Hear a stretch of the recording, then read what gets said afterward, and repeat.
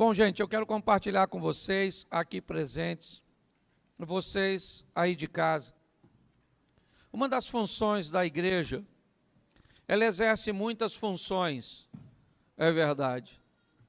Mas uma das funções da igreja é buscar instruir as pessoas a estabelecer um relacionamento sadio para com Deus. E como é que nós fazemos isso e a partir de que isso acontece? Instruindo essas pessoas através da palavra de Deus, para que elas consigam entender e ir amadurecendo. O relacionamento de Deus ou com Deus, ele é crescente. O relacionamento com Deus é aquilo que vai, é aquele relacionamento que ele vai evoluindo gradativamente. E quanto mais entendimento nós venhamos ter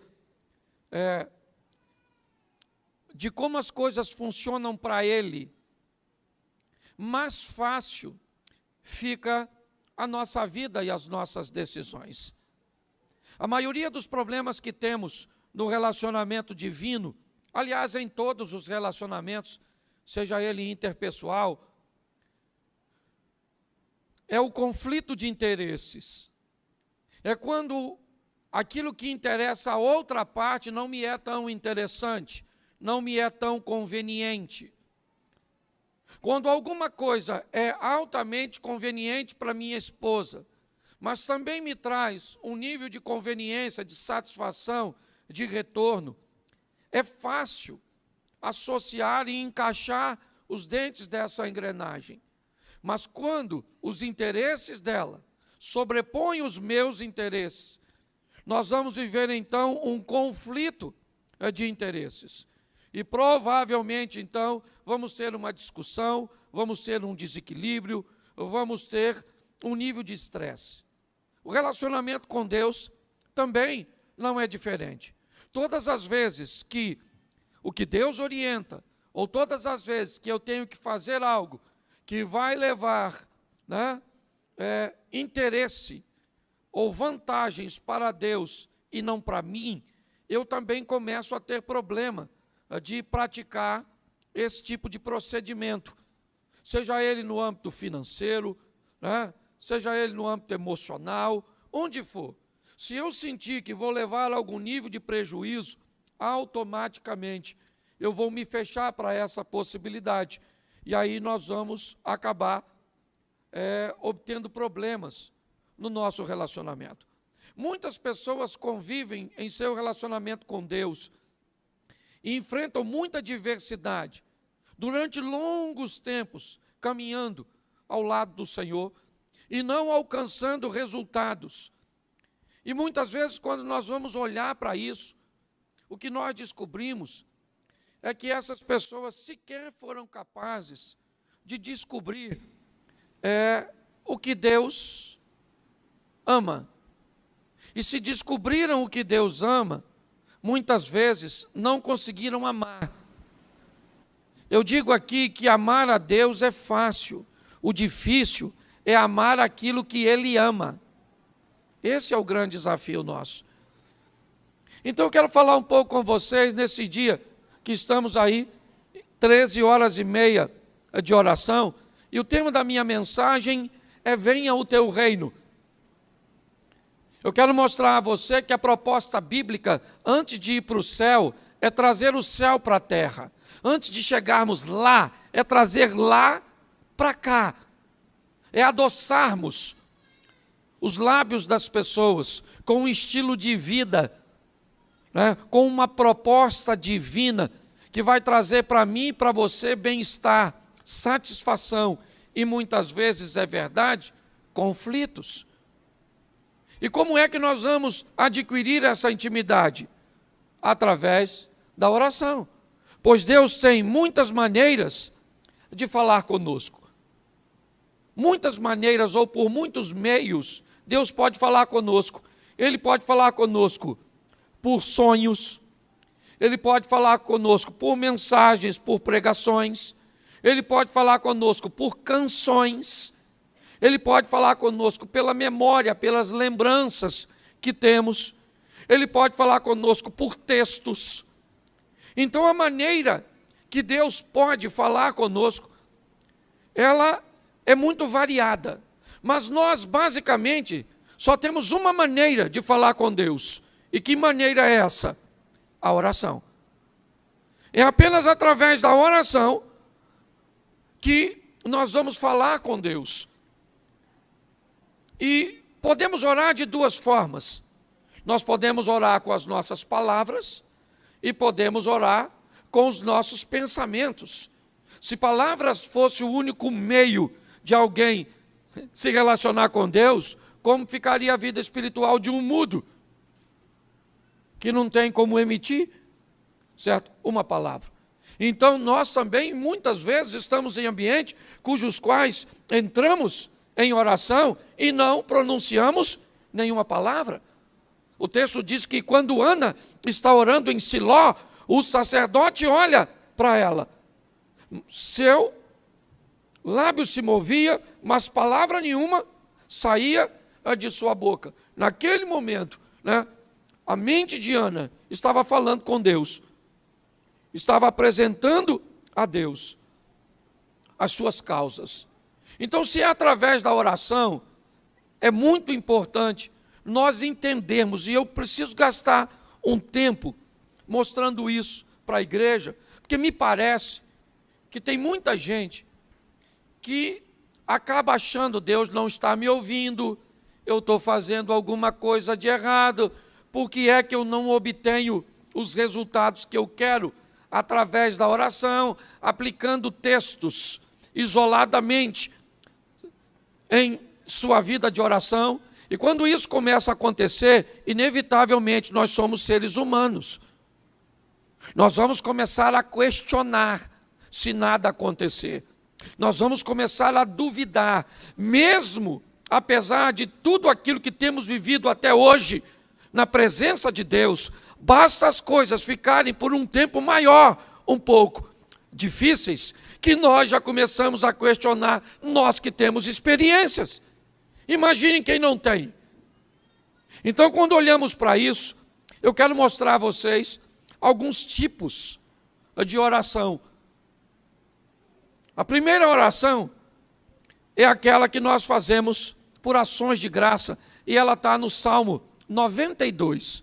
Quando nós olhamos, vai colocar aqui, Salmo 92. Como é bom render graças ao Senhor e cantar louvores ao teu nome, ó Altíssimo. Anunciar de manhã o teu amor leal e de noite a tua fidelidade. Só 5 versículos. Ao som da lira de 10 cordas e da citara e da melodia de harpa. Tu me alegras, Senhor, com os teus feitos. As obras de tuas mãos levam-me a cantar de alegria. Como são grandes as tuas obras, Senhor. Como são profundos os teus propósitos. Preste atenção, isso é uma oração. O indivíduo que está fazendo isso, o que ele está fazendo? Ele está rendendo graças. Ele está agradecendo a Deus por tudo aquilo que Deus tem feito. É um tipo de oração. Muitas vezes imaginamos que todos que estão na igreja estão aqui apenas para pedir ou para interceder, e eu já vou falar dessas orações. Mas quantos hoje, neste lugar, estão aqui rendendo graças a Deus por tudo aquilo que tem feito? Hoje você não tem nenhuma necessidade para pedir, hoje você não tem ninguém para interceder, e você está aqui só em ação de graças. Levante a mão, por favor. Aí tem um grupinho, louvado seja Deus. Nós também temos o segundo modelo e tipo de oração, que é o Salmo 20, coloca para mim, o Salmo 20, ele é um modelo intercessório, que o Senhor te responda. Note que o indivíduo que está orando, ele está orando por alguém, ele está intercedendo por alguém, que o Senhor te responda no tempo da angústia, o nome do Deus de Jacó te proteja, do santuário te envie auxílio, e de Sião te dê apoio. Lembra-se de todas as tuas ofertas e aceite os teus holocaustos. conceda-te o desejo do teu coração e leve a efeito todos os teus planos. Verso 5. Saudaremos a tua vitória com gritos de alegria e ergueremos as nossas bandeiras em nome do Senhor, em nome do nosso Deus. Certo? Que o Senhor atenda a todos os teus. Preste atenção que também é outro tipo de oração. É aquele indivíduo que vem para a igreja para pedir por alguém que não pôde vir, por uma situação daquele que não pode estar presente, para que Deus venha agir lá no leito de hospital, lá na porta do boteco, lá nos braços, certo, de uma adúltera, para que Deus entre com providência. É aquela oração que nós fazemos para interceder por alguém, não tem a ver conosco. Esse também é um tipo de oração. Só para entender, tem alguém aqui hoje que veio a este culto porque alguém seu precisa de um milagre e você veio para um ambiente de intercessão? Levante a mão. Aí, nós temos outro grupo. Dá para ver que no meio ele é bem eclético. Nós temos também a oração de confissão. Salmo 32, eu peguei só 5 versículos de cada salmo. Mas para entendermos isso, como é feliz quem tem suas transgressões perdoadas e seus pecados apagados. Como é feliz aquele a quem o Senhor não atribui culpa e em quem não há hipocrisia. Enquanto eu mantinha escondidos os meus pecados, o meu corpo definhava de tanto gemer. Pois dia e noite a tua mão pesava sobre mim, minhas forças foram se esgotando como em tempo de seca. Verso 5. Então reconheci diante de ti o meu pecado e não me encobri as minhas culpas. Eu disse, confessarei as minhas transgressões ao Senhor e tu perdoaste a culpa do meu pecado. Preste atenção, que esse é o terceiro modelo. Que modelo é esse, pastor? O modelo de confissão. É aquela oração que eu venho me derramar diante de Deus e venho dizer para Ele quem eu sou de verdade, e muitas vezes vocês não sabem o que existe no meu íntimo, o que existe no seu íntimo, e nós vamos nos apresentar a Deus, às vezes, né, com ações de graças, para agradecer. Muito obrigado a Deus por tudo aquilo que o Senhor tem feito. Às vezes nós vamos interceder, Senhor, entra com providência, lá com Isaías, como eu acabei de pedir a vocês, que orassem pelo rapaz. Às vezes com uma oração de confissão, onde você não olha para ninguém, porque eu tenho aprendido uma coisa, gente, na presença de Deus, não dá tempo de olhar para os outros. Quando você vê alguém olhando o defeito do outro, sabe que ele está na presença de qualquer um, menos de Deus. Porque quando Isaías entra na presença de Deus, sabe o que ele diz? Ai de mim, que sou um homem de lábios impuros e habito no meio de um povo de impuros lábios. Quando você conversar com alguém que fala mal dos outros, pode ter certeza que o diabo está por perto. Quando você estiver perto de alguém que reconhece o defeito de alguém, mas está ali buscando levar a pessoa para o caminho, pode saber que o anjo do Senhor está pertinho, buscando ajudar. Então nós estamos aqui diante de uma oração de confissão, onde o indivíduo fala de quem ele é, que fala que confessou suas culpas. Eu separei 5 aqui, Salmo 113, essa é aquela oração de adoração. Louvem, ó servos do Senhor, louvem o nome do Senhor. Seja bendito o nome do Senhor desde agora e para sempre. Do nascente ao poente, seja louvado o nome do Senhor. Verso 4, o Senhor está exaltado acima de todas as nações, acima dos céus está a sua glória. Verso 5, quem é como o Senhor, o nosso Deus, que reina em seu trono nas alturas? Preste atenção, que isso é uma oração de quê? De adoração. E é aquele dia que nós vamos adorar pelo que Ele é, não é porque Ele nos deu. Porque se Ele nos dá, Ele é Deus. Se Ele não dá, Ele é Deus. Se Ele fizer, Ele é Deus. Se não fizer, Ele é Deus. Se eu entendo, Ele é Deus. Se eu não entendo, Ele é Deus. Se está vivo, Ele é Deus. Se morreu, Ele é Deus. E aquela coisa, eu vou adorar e pronto. Isso também faz parte da nossa oração. E nós temos a mais comum, Salmo 54. Que não tem nada de errado, mas é a turma do pedir. Certo? Salva-me, ó Deus, pelo teu nome. Defende-me pelo teu poder. Sei que a maioria está nesse. Esse aí sou eu, pastor. Ouve a minha oração, ó Deus, e escuta as minhas palavras. Estrangeiros me atacam. Homens cruéis querem matar-me, homens que não se importam com Deus. Certamente, Deus é o meu auxílio, o Senhor que me sustém. Recai o mal sobre os meus inimigos, extermina-os por tua fidelidade. Essa é a oração da petição. Certo? É a turma que veio pedir. Não vou perguntar quantos são, porque sou pastor e aprendi uma coisa. Esse é o maior grupo. Preste atenção. Na minha opinião, todas as orações são ouvidas por Deus. Amém?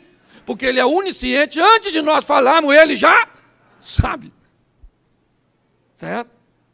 E para mim, todas as orações são respondidas por Deus. Todas.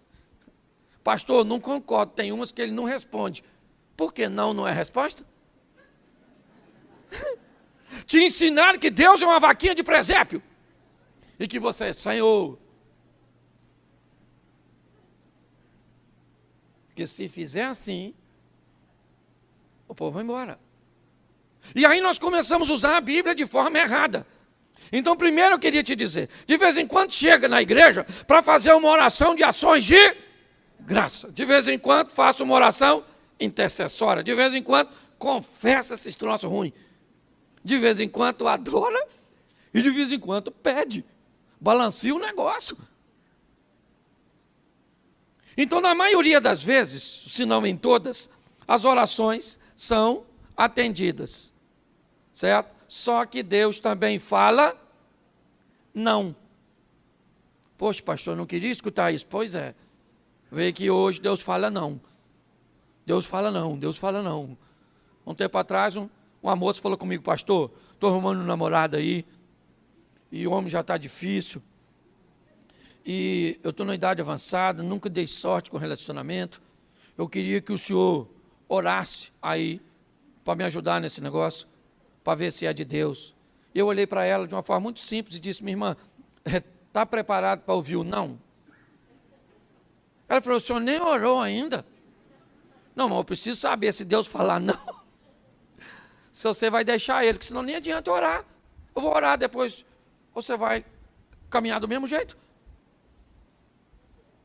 Esse dia eu sentei com um casal e falei para o casal assim, ó, não casa, porque o divórcio de vocês vai ser mais prejudicial do que vocês imaginam. O que é que eles fizeram? Me convidaram? Porque virei inimigo. Isso não tem um ano. Eles estão divorciados. Porque tem coisa, gente, que a pergunta não é se vai dar errado. O que vai dar errado a gente já sabe, é só quando. Às vezes a pessoa fala, pastor, vê aí onde é que eu errei. Eu examino a situação e eu descubro que eu tenho que tentar descobrir onde é que ele acertou. Porque ele errou foi quase tudo. Se tiver uma nota menor que 0, ele tirou. Então o que nós precisamos fazer é levar a vida mais a sério. O grande desafio das nossas orações é que quase 100% delas ou são intercessórias ou são de petições. Poucas vezes entramos por essas portas com um propósito único de adorar, de fazer ações de graças. E ainda temos um pouco de confissão, é verdade. Mas a grande maioria é sempre focada em interceder por alguém ou pedir para mim. E aí nós vamos nos deparar com aquilo que eu disse no começo. O que, pastor? Os conflitos de interesse. Então, para mim, você precisa saber algumas coisas que eu considero muito importantes. Mateus 18, coloca para mim verso 19. Mateus 18, verso 19. Também, não abra na Bíblia não, olha para aqui por favor. Também digo que, se 2 de vocês concordarem na terra em qualquer assunto sobre o qual pedirem, isso será feito a vocês por meu Pai que está nos... Preste atenção nesse texto. Cuidado para você não isolar isso e pegar isso aqui como verdade absoluta. Aprenda que texto sem contexto pode levar você para o buraco. Preste atenção em Marcos 9,18. E não esqueça desse texto não. Mas preste atenção, Marcos 9. Onde quer que o apanha, joga-o no chão, ele espuma pela boca, range os dentes e fica rígido. Pedi aos teus discípulos que expulsassem o espírito, mas eles não conseguiram. Preste atenção, 2 discípulos estão voltando com Jesus do monte. Este homem pega o filho dele e leva para 10 dos discípulos de Jesus orarem. Não foram 2, lembra do texto anterior? Onde 2 estiverem reunidos e tudo que pedirem, lembra? Só que o texto diz que tem 10 camaradas orando para o demônio sair deste garoto. E o pai do menino diz: eu trouxe para o senhor não estava, eu apresentei seus 10 discípulos, eles oraram pelo menino e o demônio não. Presta atenção, tinha mais de 2. E aí Jesus explica algo que os discípulos não tinham ainda sensibilidade para entender. Muito mais do que poder de oratória, nós precisamos ter a sensibilidade para fazer a leitura espiritual do momento. Não é volume de voz, gente.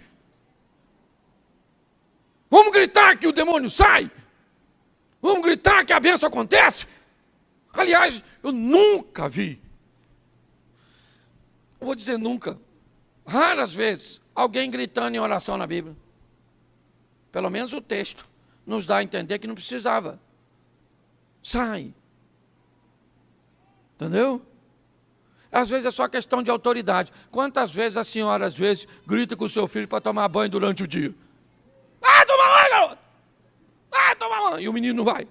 Aí quem é que chega de noite? O pai diz: garoto, vai tomar banho agora. Ele nem gritou. Certo?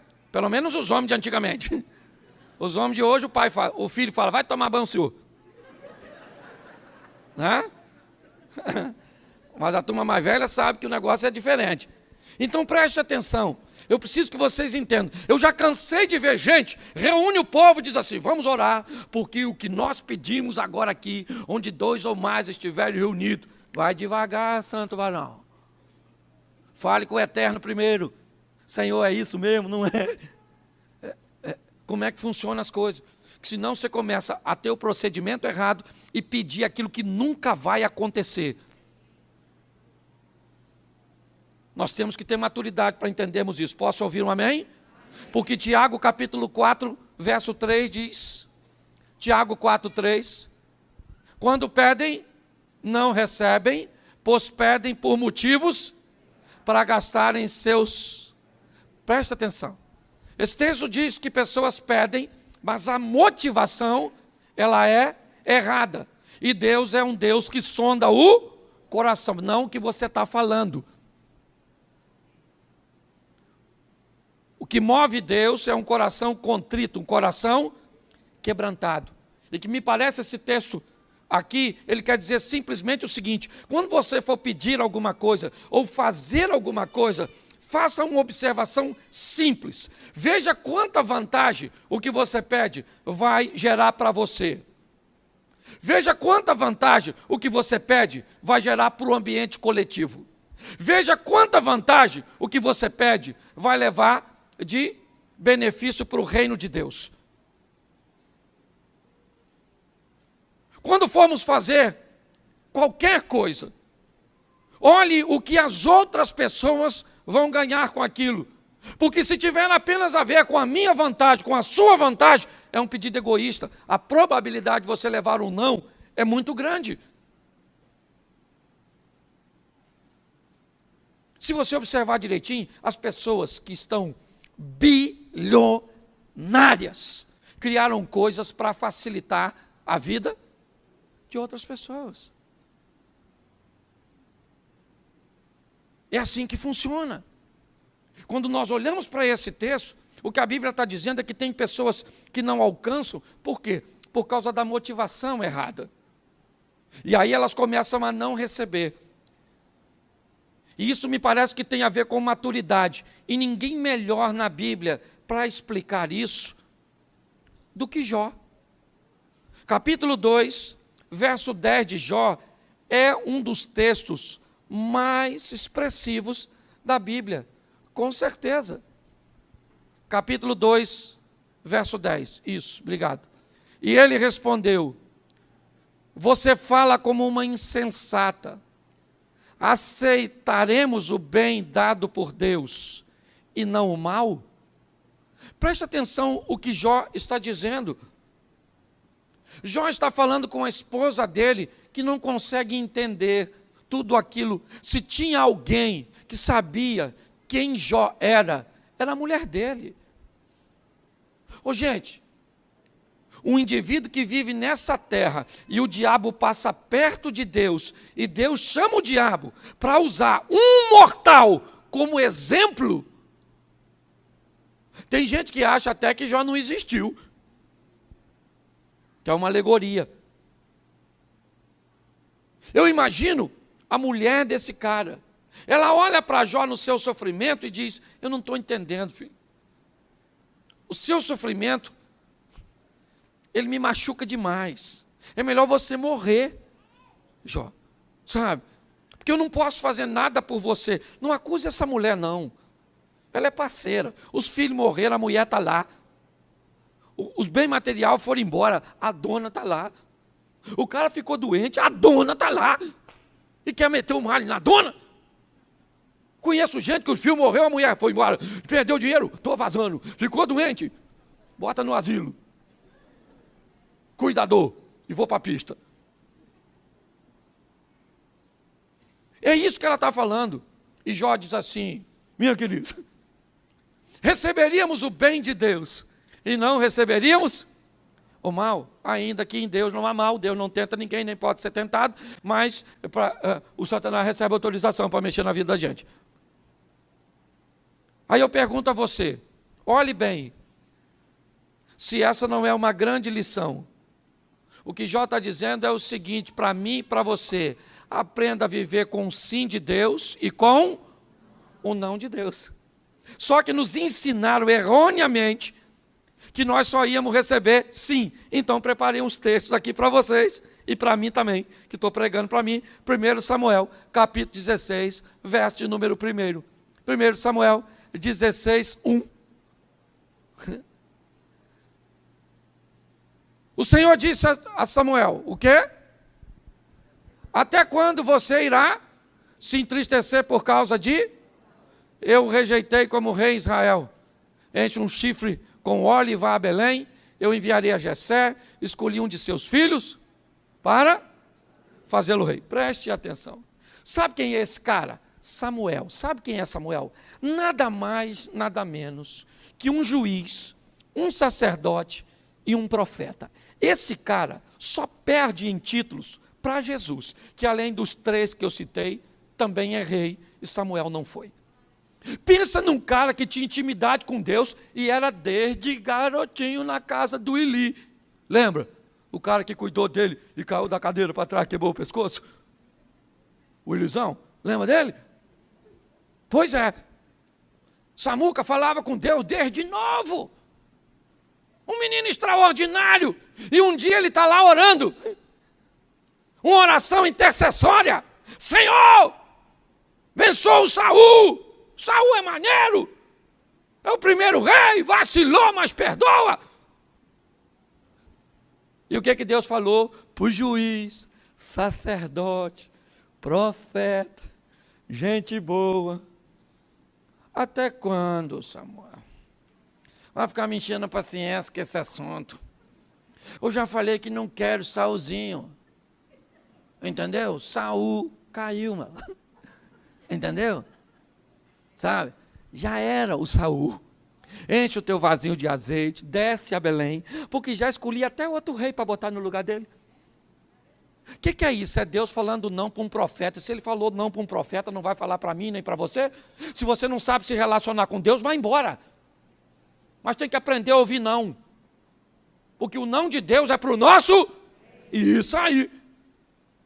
Então, Deus gostava do Samuel? Samuel estava em pecado? Fez alguma besteira? Não. Mas Deus disse não. Então, quando você for orar, veja se Deus vai falar não, não, não e não. Quer que eu desenhe? Não. Você quer mais exemplo? Separei 3. 2 Samuel, capítulo 12, verso 15 e verso 18 depois. 2 Samuel 15, verso 18. Isso.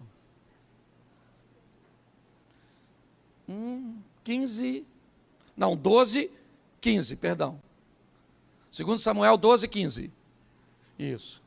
Depois que Natã foi para sua casa, o Senhor fez adoecer o filho que a mulher de Urias dera a Davi. Verso 18. Mas deixa o 16, porque vai. E Davi implorou a Deus em favor da criança. Verso 18.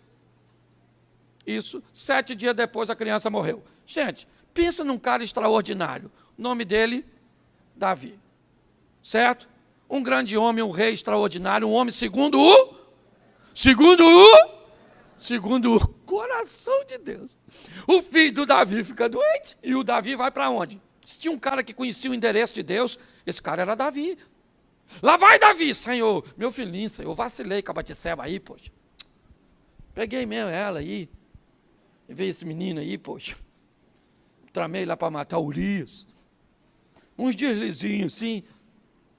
Pô, Senhor, deixa o menino vivo. Menino, Senhor, menino vivo.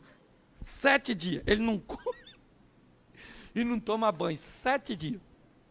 7 dias depois, Deus respondeu a Davi. E qual foi a resposta?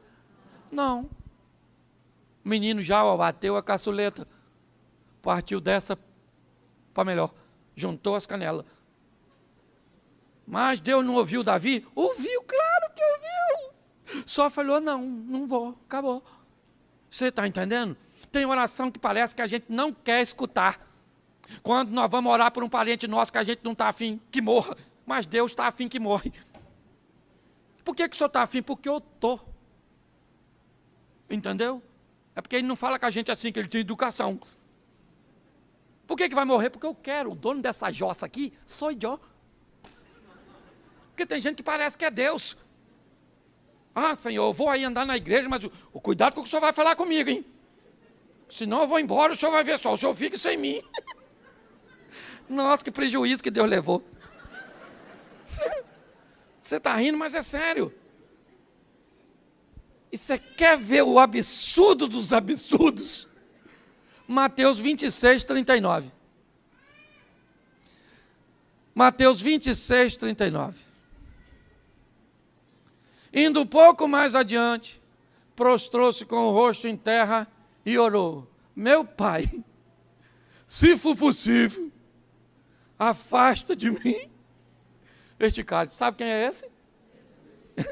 Orando. E o que ele falou?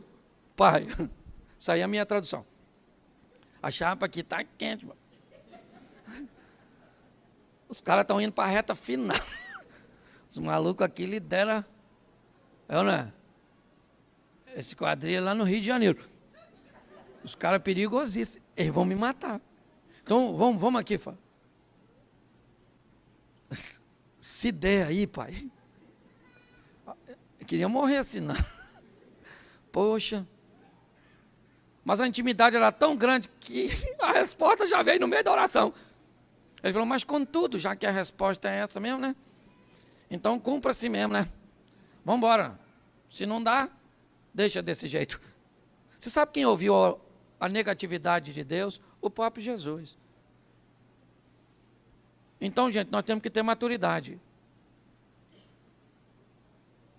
Agora, pastor, o que o senhor está dizendo? Eu estou dizendo que foi a única vez que Jesus ouviu não. Nas outras orações ele chegou a dizer, eu só estou clamando ao Senhor, e eu sei que o Senhor sempre me ouve, ele mesmo disse, Eu sei que o Senhor sempre me ouve. E Ele está ouvindo do mesmo jeito aqui. Só que, na maioria das vezes de Jesus, suas decisões que precediam a oração eram sempre assertivas. A maneira com que Ele conduzia a sua vida era uma maneira magistral. Então preste atenção, a maioria das coisas erradas que acontecem na nossa vida, ou as nossas orações, elas têm finalidade corretivas. Elas parecem que entram em cena, não para me promover, não para me elevar, mas para que eu corrija erros que eu cometi anteriormente. E é por isso que está assim de gente na igreja, canalizando mais forças para corrigir erros do passado do que para empreender negócios do futuro. Me parece que é isso que está acontecendo. Porque Jesus é um exemplo de que Deus pode dizer não, sim. Davi é um exemplo de que Deus pode dizer não, sim. Samuel é um exemplo. Mas pega a história dos caras. Os caras são vencedores. Mas, em algum momento, tanto Samuel quanto Davi se equivocam. Jesus não, é um plano divino. O que ele está mostrando aqui é a natureza humana. É o que é seu corpo tentando fugir da dor, da morte. Esse texto humaniza de uma forma sensacional ele. Muitas pessoas não oram porque têm medo da resposta.